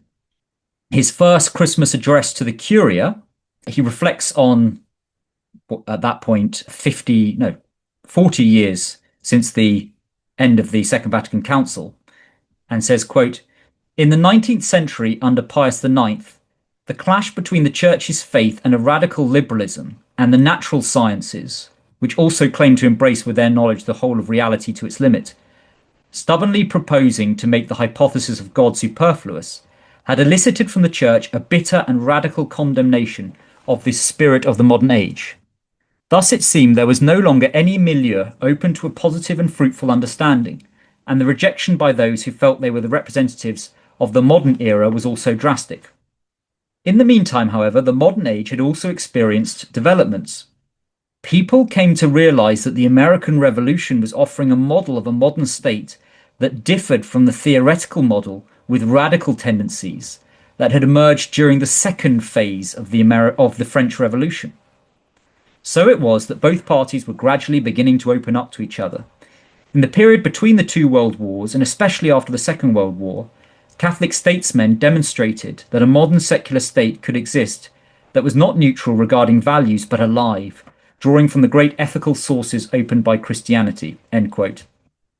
Now, I would say that that is not unrelated to the fact that a young Joseph Ratzinger was captured by American soldiers in Bavaria at the end of the Second World War and saw his whole society socially engineered by the American occupiers, that this infusion of Americanism would enter into a man who would one day become Pope.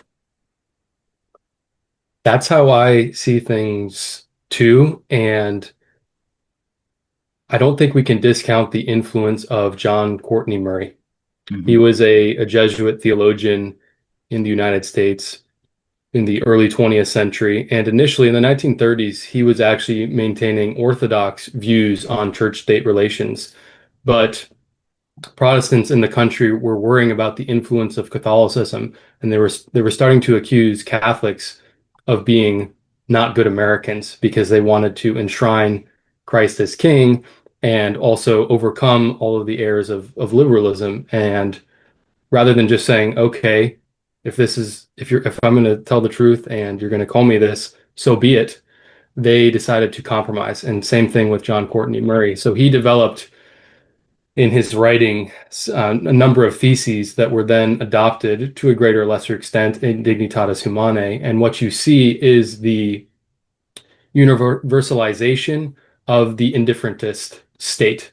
And it stands in contrast to the atheistic state that's openly anti-religious. That was not what happened with Dignitatis Humanae, but it also deviated from the union of church and state, the harmonious union of church and state. Now, Murray was condemned under the holy office of Pope Pius XII, largely at the behest of Cardinal Ottaviani and Father Fenton, who was writing in the American Ecclesiastical Review. This is a proposition that was condemned by the Holy Office and delivered to Murray. Quote, "It is true that Leo XIII has said, states are bound absolutely to worship God in the way which he has shown to be his will. Words such as these can be understood as referring to the state considered as organized on a basis other than that of a perfectly democratic state, but to this latter, strictly speaking, are not applicable." And another one is that's condemned, by the way, full religious liberty can be considered as a valid political ideal in a truly democratic state, condemned. Another one, the Catholic confessional state professing itself as such is not an ideal to which organized political society is universally obliged, condemned. Mm-hmm. And think about the original schema on toleration drafted by Cardinal Ottaviani, who headed up the theological commission that Pope John the 23rd called. And in chapter 9, you have of that same document, which you can read to this day. It's De Ecclesia. It's the original schema. It doesn't have any magisterial force, but you can read that text. Compare that to what later became Dignitatis Humanae. And it's a remarkable departure. Remarkable. And at the time, Father Ratzinger, in his theological highlights of Vatican II, witnesses to this quite honestly. And he said that the first paragraph where it says it leaves untouched the traditional doctrine regarding the duty of societies, I don't think it said states, towards the true religion. He said that was a compromising formula, and it actually doesn't fit with the overall body of the document and its tenor. And he said he wasn't a big fan of that because it didn't fit in, which is true, totally true. And he said that was just kind of like a one-off thing. It doesn't actually fit in. It hampers the document. And he was reveling in that in his theological highlights, because he was a true revolutionary, but he was of the more moderate stripe. And he got that from, perhaps like you were saying, those American soldiers. Certainly Murray had tremendous influence even on Montini, and Ratzinger was in those same circles. But it was not the radicalism of the French. It was the American moderate liberalism, not the radical continental liberalism. It was a more moderate version, which is far more insidious because, like I said earlier, and I don't think you would disagree, is that they really only differ in degree and not kind. Yeah, so despite Ratzinger's regrets about that nota previa, the beginning of Dignitatis Humanae, in fact, I would say that was a great asset of the revolutionaries, because Paul VI inserted that so as to overcome the objections of many of the bishops. And so if that nota previa wasn't there, then he might have had more trouble, and the rupture might have been more apparent to bishops. So this form of gradualism and this incoherence between the two parts of the document has actually been very helpful for the revolutionary agenda. That's a good point. They can always appeal to that. They can always appeal to it, yes. And the French and American revolutions, as you say, were different in degree rather than kind. The late Bishop Williamson referred to them as kissing cousins. I mean, for example, the Declaration of Independence, 1776, and the Declaration of the Rights of Man in 1789 had the same two authors, Thomas Jefferson and the Marquis de Lafayette, an American and a Frenchman, in both cases, canonical texts of both revolutions. sharing those essential principles of religious indifferentism, religious liberty, popular sovereignty. Let me add real quick a Yep. couple and then you join in because I have a list here. So, and these are things that I've been documenting in my research. So you have a revolution against legitimate authority. You have the emancipation of the Jews. You have the Enlightenment understanding of separation of powers as opposed to their distinction. You have individualism, that is, the common good is subordinate to the individual goods. The rulers rule in the name of the people rather than in the name of God. I'll do one more here. And you have the social contract being legitimized in both of those documents. Yeah. Yeah, I think that's a good summary and very, very much related. The social contract is the American Constitution in the American context. That's what all institutions and citizens must sign on to participate in the American political community. And I think I'd like to move on to surveying the status of Americanism today, because I see signs of hope, but I also see its very strong power still. I'd be interested in your thoughts. So to turn to one particular figure we've mentioned before, Timothy Gordon, author of A Catholic Republic, he advances, I think, a sort of a thesis which is a kind of recourse for those Americans who do want the recognition of the rights of Christ the King in their society, but still, I would say, hanging on to the vestiges of the American experiment. They don't quite want to let it go. So briefly, what he says is, well, the official indifference, the irreligion of the American Federation is not a problem because the sovereign political entities are the individual states. They are the entities that were granted independence by Britain in the Treaty of Paris. And they had facility to officially recognize and establish particular religions, and they did until the 1830s. Now, I'd be interested in your comments on that argument because, I mean, it's become clear that the sovereign entity, as it were, it seems to be the Federation rather than the states, in that, that was kind of proven by force in the American Civil War, or the wars between the states. But even so, the indifference of the Federation is not something that a Catholic can really admit.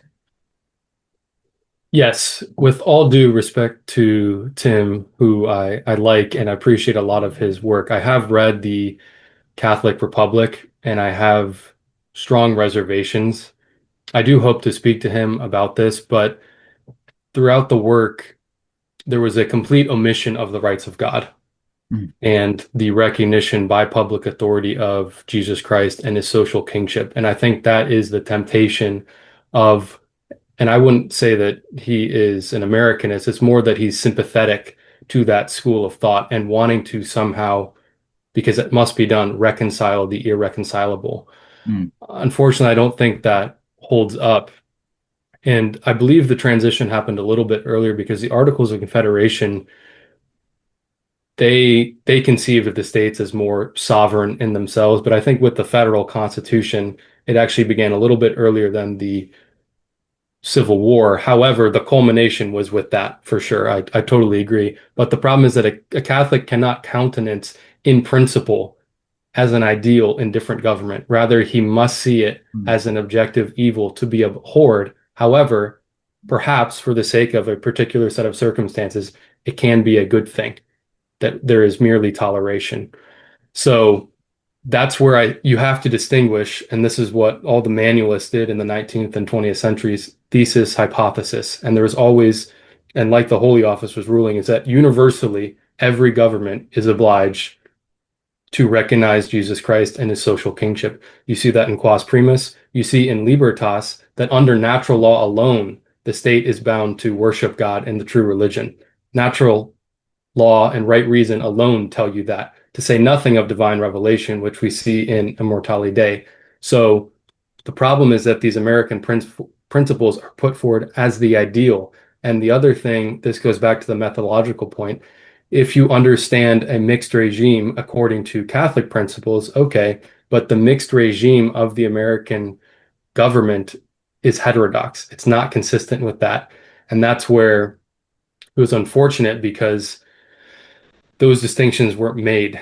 And the other thing is that there was really not a mention of Freemasonry and its influence in various occult societies and their designs, which is the overthrow of all authority. And that's what their design is. So yeah, I have the same reservations about that book, and I would hope to discuss it with him, because he's smart, and I think we would agree on a lot of things. But there are many in that camp too. There are other good men in that camp, the post-liberals, for example. And I think with them, they're wanting to not be perceived again as un-American when they advance Catholic political philosophy.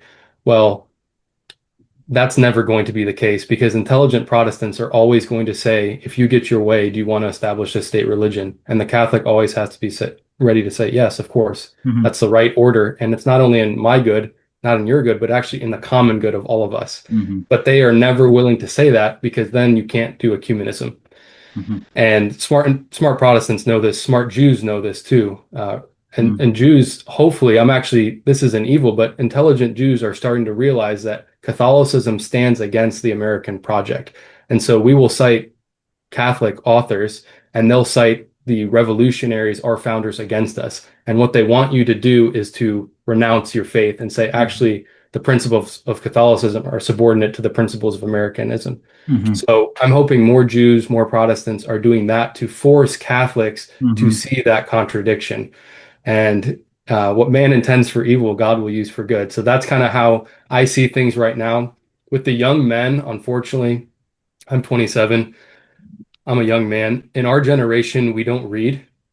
And there's a lot of laziness, unfortunately. And so we don't even understand the right principles, although we have more of the counter-revolutionary spirit, which is very important. Whereas the older generations have read much more than us, but they've read all the wrong things. It's entirely post-conciliar, or it's soft liberalism or indifferentism. Even in manuals of church-state relations, Father Miller and Father John, they're both Jesuits, they wrote a manual in the 1920s on church-state relations. And in it, they cited Cardinal Billot in one section, wonderful, anti-modernist, anti-liberal. In the next section, they're citing Ireland, giving one of his Americanist speeches, by all appearances approvingly. This doesn't work. And in the manuals in our country too, there's really no condemnation of liberalism, because that would ruin the entire American project. And we covered that at the beginning of this. So even that received imprimaturs, nihil obstats, it's not that they said anything wrong necessarily. It's that they omitted Catholic social teaching on the origin of authority, on the union, the necessary union of church and state, the subordination of the state to the church, these kinds of things, in order to be good Americans and not be good Catholics, unfortunately. Yes, the problems in the church did not all originate at Vatican II. What you mentioned there, that counter-revolution is not, a true counter-revolution is not based on vibes alone. Correct. Entirely not sufficient. Yes. However many sort of heavily edited videos of various figures with glowing red eyes you want to produce, you really do need to know the principles, as you say, committed to writing. And I think I say this as a non-American observer. So a major driver of a lot of this is just an emotional attachment to America, qua America. It's sort of pre-rational, pre-cognitive.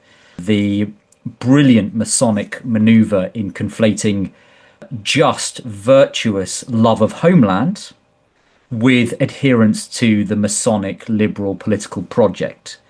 And I think the objective of American Catholics needs to be separating those two things and seeing that the true piety towards the fatherland means the rejection of the political false principles and their reform. Hence, the title of your journal. ultimately we do want to advance a positive vision that is not entirely working with critique. But unfortunately, our country has been mired in this false philosophy and all of these false principles for so long. Right now, it looks like everything is entirely negative. And so there's a real danger on that, fixating to the exclusion of advancing a positive vision. I understand that, but what people don't appreciate is how radical the break is with the Catholic conception of all of these things. They haven't done the reading, and what they've said is that a priori, I'm going to accept American principles, and then to whatever extent Catholic principles cohere with them, I'll accept those. When actually the inverse is true.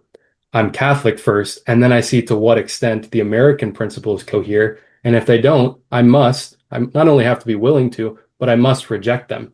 And it's out of love of your country that you would reject them, because the church is the one that is guiding your mind in this.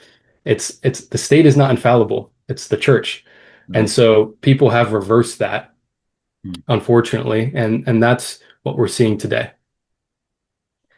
Yes, St. Thomas says that what is last in execution is first in intention, that you need to know where you're going in order to set out on it's set out on a path to get there. And so while it might seem that the conversion of the United States and the full legal and institutional conformity to Christ's kingship might be a long way off, it needs to actually be the objective that all Catholics have, rather than, as you say, the affirmation of false principles. Talking of which, I think you've been quite generous about the post-liberals, which is, I think, warranted in many cases. These are people trying to at least look beyond the sort of Americanist liberal narratives and principles. But there is also a problem that there's this kind of kosherized integralism, which is set up as a straw man, you've alluded to. So that whole school, Deneen, Vermeule, Sohrab Ahmari, they point to this kind of vague common good constitutionalism because they accept the ruptures implicitly, I think, of Vatican II. They want a polity which is based on adherence to the natural law, but not to divine revelation. And so they are, as you say, always exposed to liberal critics. And I've seen this happen. I've seen them fold on many things. But their sort of weakest point is, of course, over the Jewish question, because of their adherence to sacred, quote unquote, post-World War II narratives. So, for example, they will be questioned about how the authority should be orientated towards the good and how any kind of public attacks on that should be stopped or coerced. And then they'll say, well, what about Jews? What about the Mortara affair? And rather than saying, yeah, that's a good thing. Yes. That's what we're looking for. Then they sort of, tuck their tail between their legs, get all bashful and start apologizing for the church's glorious history. So it seems like the Jewish question is that fatal weakness for a lot of these post-liberals that then makes the whole position incoherent. So I think we've got to be careful of that straw man. There's recently the Acton Institute, which is an Americanist, liberal, libertarian institute, if ever there was one, headed by a priest, Father Sirica, has published a book, Why Post-Liberalism Failed. So already saying that the movement is finished by, and this is written by James Patterson and Thomas Hope. Yes, I'm familiar with those authors. By Archbishop Cordileone. Yes. Well, he's a conservative. Who's a conservative, and he says... Sorry, that's just real quick, and then please keep going. But that is what I see, and you're entirely right about that fundamental problem, because you see the intransigence on display when it comes to Muslims and Islam, but conspicuously when it comes to post-Christian Judaism, which is in its essence anti-Christian, violent, conspiratorial, looking to overthrow all of our civilization, it's kid gloves. So that is, and again, intelligent Jews make this point and they have to equivocate. They can't defend the glorious history of the church. They can't defend the segregation of the Jews using moral means. They can't talk about why they have to be barred from positions in society. And I do think a lot of it, like you said, is motivated by the acceptance of dignitatis humanae and the post-conciliar ecumenism. Whether they know it or not, it is almost entirely motivated by that. So please continue. I just wanted to jump in there. No, that's right. That's quite right. And I think it's treating the synagogue with kid gloves, but I think it's almost more than that sometimes, actually. It's seeing Jews as immaculately conceived. Yes. Or they'll attack us. The only people that are not capable of organizing conspiracies which are detrimental to the common good. Yes. And sometimes they'll actually attack us and they'll call us various names, pejorative, Nazis, fascists, all these kinds of things in order to prove their liberal bona fides or they're not one of them. Whereas we are taking the enemy on head on. And we don't, if a Jew calls you these kinds of things, that doesn't bother us. We know where we are before our Lord. We have to give an account for our actions, and we're only concerned with Catholic morality. So whatever the spirit of the world is, whatever invectives and pejoratives they come up with, so be it. We'll actually sometimes we'll even embrace them, like the integralists did, Father Salvani, that kind of thing, where something is initially maybe a pejorative and we can adopt it, things like that. Whereas they are going to compromise immediately. They will equivocate if they ever summon the courage to actually say one of these unpopular truths, which is very rare. They immediately equivocate breathlessly, and they have to explain why. No, actually, Jews are our best friend. They're the best thing that has ever happened to America. There's no problem with their influence. You can't recognize them as an organized corporate entity as such. But let's talk about the Muslims or the Zion, like that kind of thing. Mm-hmm. And again, Islam is wicked. That's not in question here. It's different in the UK. You guys have a bigger problem with that. But in America here, the problem is Jewish power and its control. Muslims have very, very little political power. They don't have any institutional power here. Whereas in the UK, I know it's a little bit different, but that's where they're operating from. Mm-hmm. Yes, the blurb for this book reads, quote, "The post-liberal vision of Catholic integralism, already repudiated by the Second Vatican Council, promises not a renewal of faith, but empty churches and filled cemeteries. Yet this is ultimately a book of hope. By exposing post-liberalism's deadly history and intellectual bankruptcy, the authors present a compelling defense of the authentic American Catholic political tradition, one that is always found in the ordered liberty of constitutional republicanism, not an enemy of the faith, but its surest protector." And then Cordileone, who is a conservative who sort of excommunicated Nancy Pelosi. Obviously, then she went to the Vatican and received communion under the auspices of Bergoglio straight afterwards. He writes in his foreword, quote, "This book is written especially for those young Catholics," are you listening, "who are still open to learning, who sense that something is wrong, but are willing to be shown that illiberal church-state regimes are not the solution," end quote. I love the first part where they say that the Second Vatican Council, and this is true, repudiated all of their beliefs. They're trying to square a circle with that. Now, where they're wrong, of course, is that, no, the union of church and state is absolutely what we need. And that is the solution to so many, with the cooperation of God's grace, and if he wills it. But that is the solution to all of the crises in our countries right now. Amen. Well, I would like to then move on to what is to be done, what American Catholics in particular can do in order to resist Americanism, to help dissolve its hold on American Catholics. There's a good article by Dr. John Rao available on his website on Americanism, where he talks about its influence in the church more widely, actually. But there he says, quote, "It is essential for the American people to become a nation. It cannot do so while Americanism is the standard used to define the meaning of nationhood. It is essential for Catholic Americans to relearn Orthodox teachings and the glory of Orthodox cultures in order to save themselves and to raise their nation to supernatural perfection. They cannot do so while Americanism sets the ground rules for identifying what constitutes both Catholicism and loyal citizenship. The solution to this twofold dilemma is the same now as it was when Catholics first began observing and criticizing American life in the last century. It is as simple to describe it as it is immensely difficult to carry out. Catholic Americans must distance themselves from the ideology of America. They must not abandon their faith for the sake of this false religion, which is both anti-human and destructive to the idea of nationhood, as well as blasphemous. Until such time as they act politically and socially on the basis of a true orthodox vision of God and his creation, and seek to raise this nation up on that foundation, both they and their non-Catholic fellow citizens will remain men without a country, and slaves to a vulgar materialism that will eventually bore them to their graves. The necessary precondition for this action is described in my article, Why Catholics Cannot Defend Themselves. That precondition is to learn their faith, free from Americanist manipulation. For no one who wants to shout, "Long live the United States of America," from sea to shining sea, its flag and its people, can do so with confidence until a race of true confessors converts that land to the one Church of Christ, defeating Americanism and preventing all trace of religion and patriotism from perishing from its shores. End quote.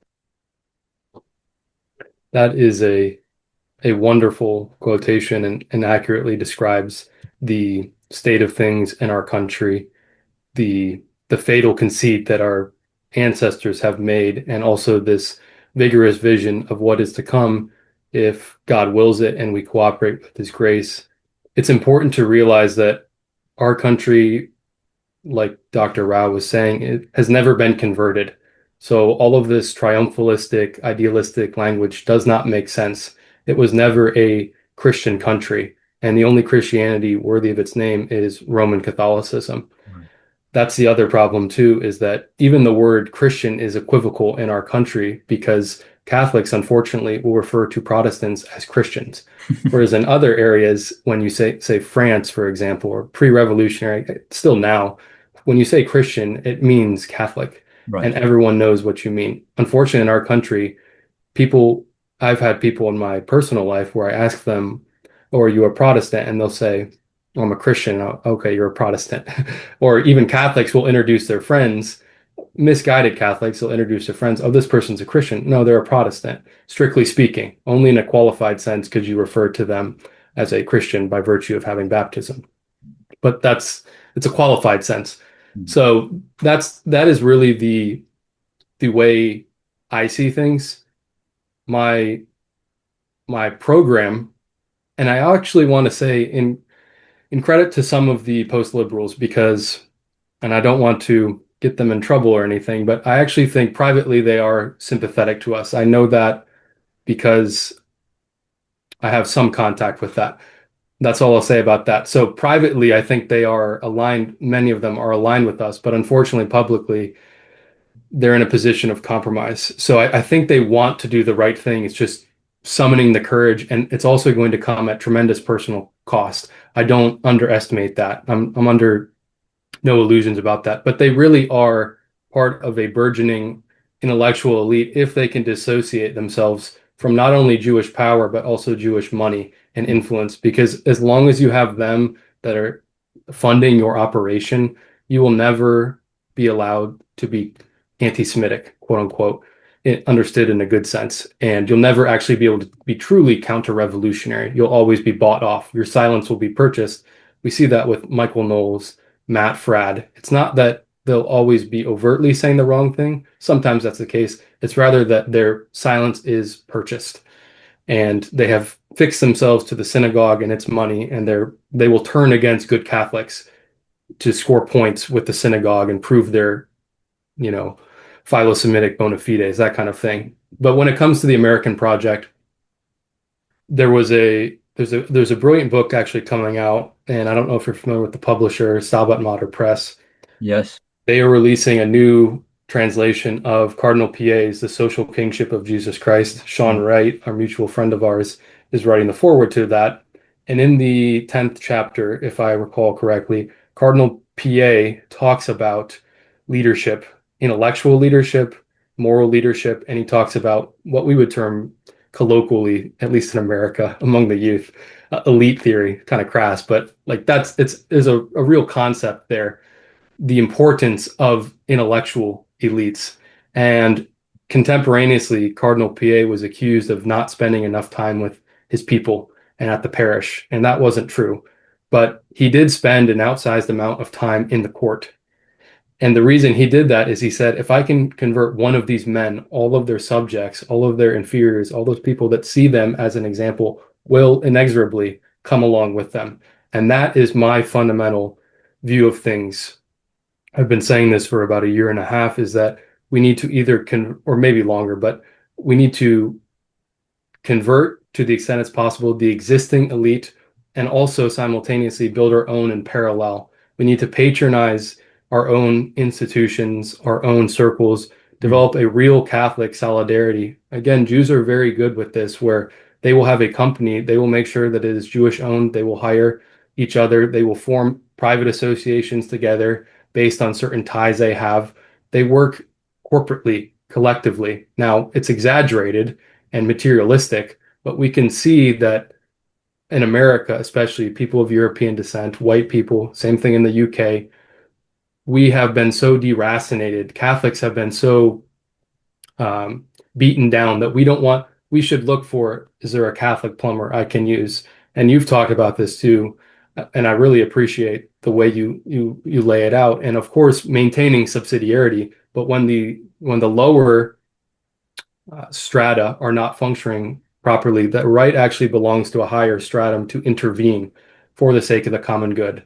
And eventually, when the circumstances change, they can relinquish that intervention. It's not supposed to be permanent, and it's always properly ordered. But we need to rebuild all of the social organs, all of the intermediate institutions, but that cannot come at the expense of actually converting from the very top. Mm-hmm. So that's how, and maybe we differ on that perhaps philosophically, but I think I stress more the top-down restoration, and there's an error in that, emphasizing that too much, but there's also a very real organic bottom-up restoration that's important too. And the two have to work harmoniously. I think it's just a matter of emphasis. Mm.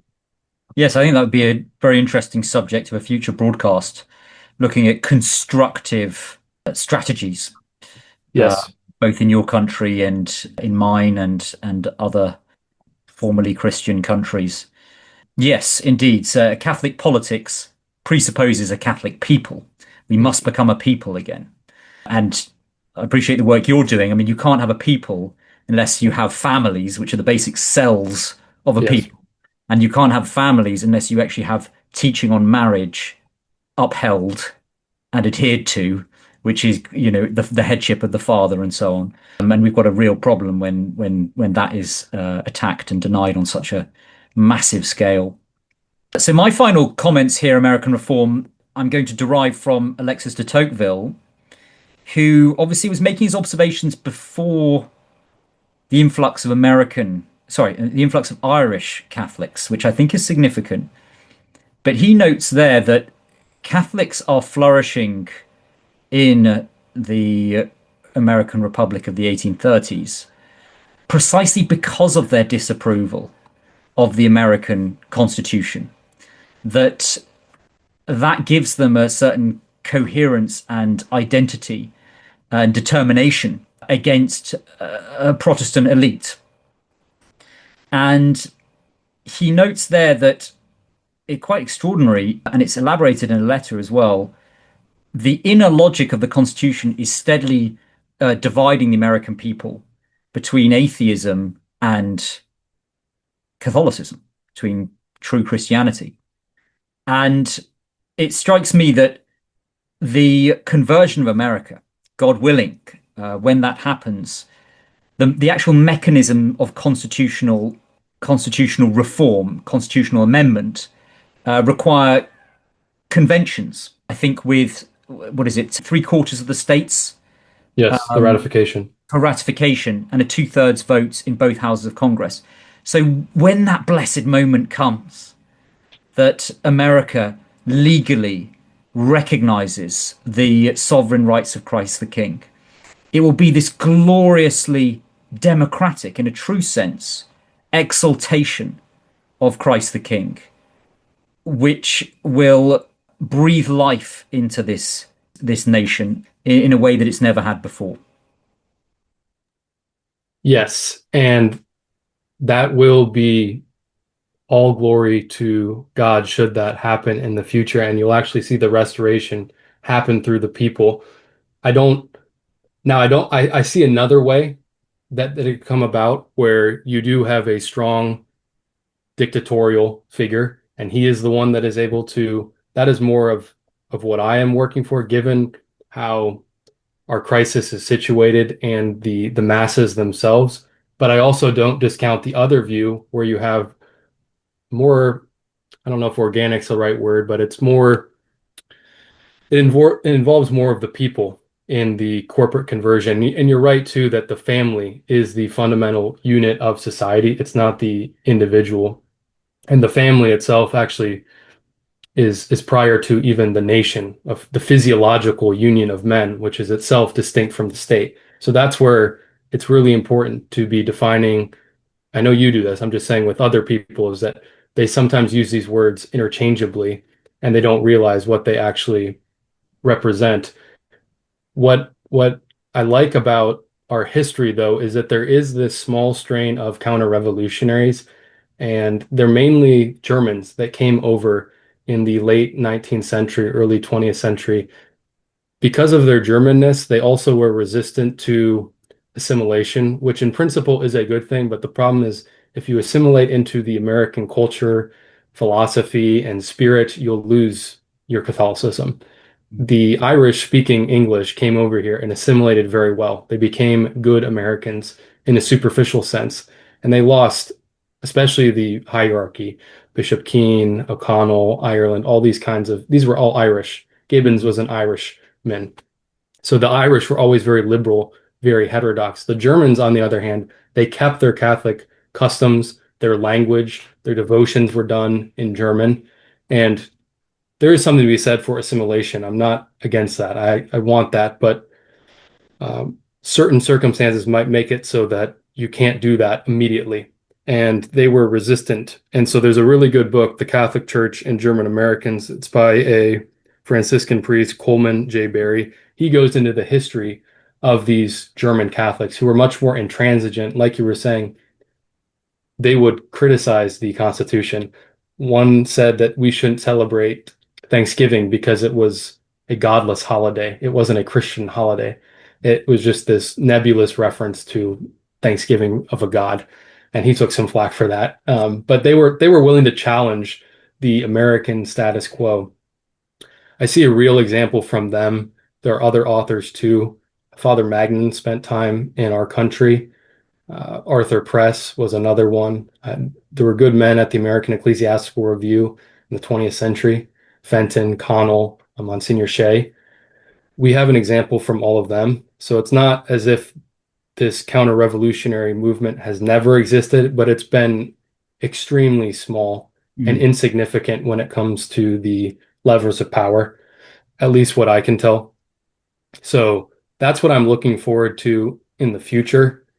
And it will be our country has the potential, just like any other country, if it is converted to the true religion, and we see the harmonious union of church and state. And maybe this will coincide with a restoration of authority in the church. I'm not sure how that plays out, but regardless of that, our fundamental aim is the same. We have to work towards that conversion, no matter how insurmountable the odds. And it's bleak, but it doesn't change. We have a supernatural outlook on life as Catholics, and our aim is uncompromising. It remains the same: corporate conversion of our country towards the social kingship of our Lord Jesus Christ. That is when America will be truly good, and only then. Truly great. Yes. Very good. Well, thank you for your work in recovering that, as you say, that small but important tradition that is run through American Catholic history as well. And I look forward to our future conversation on some of these topics we've touched on. Yes, thank you very much, Theo. It was a pleasure to be on your program, and I'm flattered to be speaking with you, and I look forward to speaking again. I look forward to it. Viva Cristo Rey. Amen. For those that are interested in supporting my channel and in accessing premium content, please consider joining my locals page via the link that you will find in the description below.